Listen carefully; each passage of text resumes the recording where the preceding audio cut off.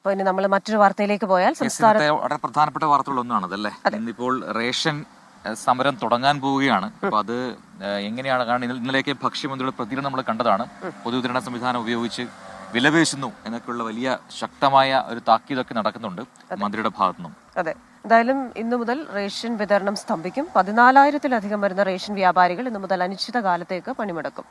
വേതന പാക്കേജ് പരിഷ്കരിക്കാതെ സമരത്തിൽ നിന്ന് പിന്മാറില്ല എന്നാണ് റേഷൻ വ്യാപാരി സംഘടനകളുടെ നിലപാട്.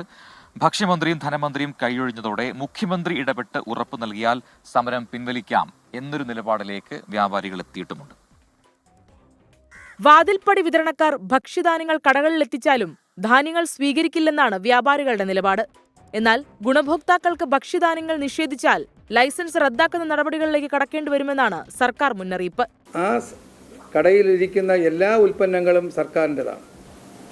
അതിൻ്റെ പോസ്റ്റ് മെഷീൻ ആണെങ്കിലും അതിനകത്തിരിക്കുന്ന അരിയാണെങ്കിലും ഗോതമ്പാണെങ്കിലും റവയാണെങ്കിലും ഇതെല്ലാം സർക്കാരിൻ്റെ സാധനങ്ങളാണ് എന്ന് പറഞ്ഞാൽ ജനങ്ങളുടെ ഉൽപ്പന്നങ്ങളാണ്.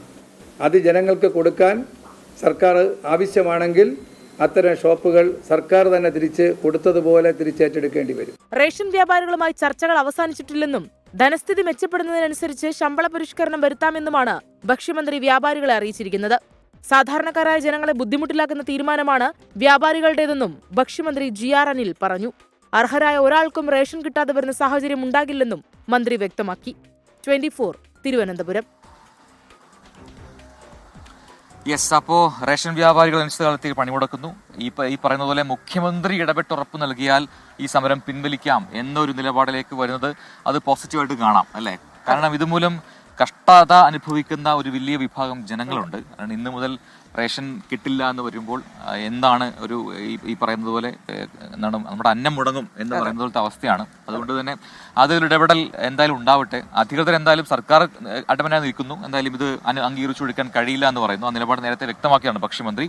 അപ്പോൾ മുഖ്യമന്ത്രി ഇടപെട്ട് ഒരു ഉറപ്പ് നൽകിയാൽ സമരം പിൻവലിക്കാമെന്നത് ആശാവഹമായി കാണാം. ഇന്ന് തന്നെ ഒരു പ്രശ്നപരിഹാരം ഉണ്ടാവട്ടെ. അതെ, അപ്പോൾ ഇത് നമ്മുടെ ജീവൻ നിലനിർത്തുന്ന അവശ്യ സാധനങ്ങളുടെ വിതരണം മുടങ്ങുന്നതുമായി ബന്ധപ്പെട്ട ഒരു വാർത്തയാണ്.